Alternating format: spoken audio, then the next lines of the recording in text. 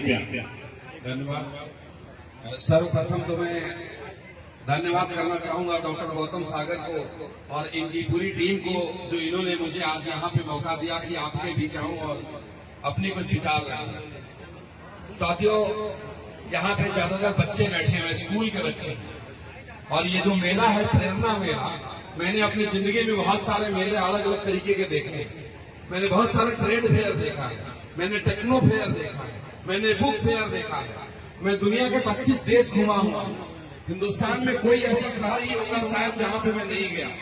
बहुत बड़े बड़े कार्यक्रम को मैंने अटेंड करा है, लेकिन आज अपने घर में आकर बाकरपुर के इस स्कूल के प्रांगण में मोटिवेशन फेयर यानी प्रेरणा मेला का आयोजन करने के लिए ये जो आपने शुरुआत किया है, आपका बहुत बहुत धन्यवाद। और एक तालियां जरूर हमें डॉक्टर गौतम सागर के लिए बजाना चाहिए।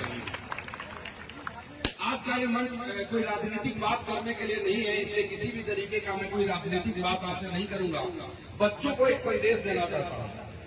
बच्चों, प्रेरणा मेला से आपको ये समझना है कि जिंदगी में कभी भी जब भी आप किसी लक्ष्य को बनाएंगे और लक्ष्य को प्राप्त करने के लिए प्रयास करेंगे, कोशिश करेंगे, तो आपके जीवन में अनेकों तरह की भटकाव आएंगे। और अगर आपको प्रेरणा मिलता रहेगा तो आप भटकेंगे नहीं और आप अपनी कोशिश लगातार अपने लक्ष्य को पाने के लिए करते रहेंगे।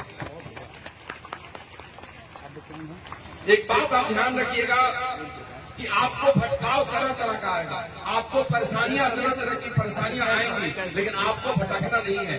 आपको उन सभी परेशानियों का सामना करना है। एक छोटे से उदाहरण के साथ मैं आपको समझाकर अपनी बात खत्म करता हूँ। कुछ हमारे बच्चों के पेरेंट्स भी हैं और बच्चे भी हैं।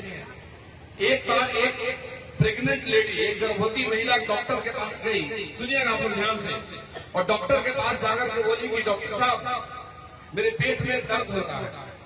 डॉक्टर ने प्रिस्क्रिप्शन शीट पे लिख लिया कि आपके पेट में दर्द होता है। फिर डॉक्टर ने पूछा आपको और क्या तकलीफ है। उस महिला ने बोला कि डॉक्टर साहब मुझे उल्टियां आती है, जी मिसलाता है, लिख लिया। फिर बोला और क्या प्रॉब्लम है। तो फिर महिला ने बोला कि मैं रात को ठीक से सो नहीं पाती हूँ। तो डॉक्टर ने लिख लिया ठीक से सो नहीं पाती हूँ।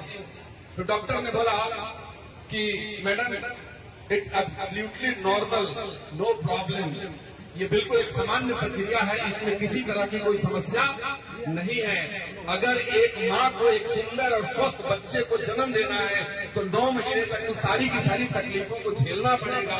उसी तरीके से आप बच्चों को कहना चाहता हूँ कि आपको जीवन में कुछ बड़ा करना है, कुछ महान व्यक्ति बनना है, अपने गांव, अपने घर, अपने परिवार, अपने समाज का नाम रोशन करना है, तो आपको न जाने कितनी असफलता मिलेगी, लेकिन आप किसी भी असफलता से घबराता नहीं, उससे सीख लेना और आगे फिर से प्रयास करना। क्योंकि मैंने जीवन में ये काम करा है।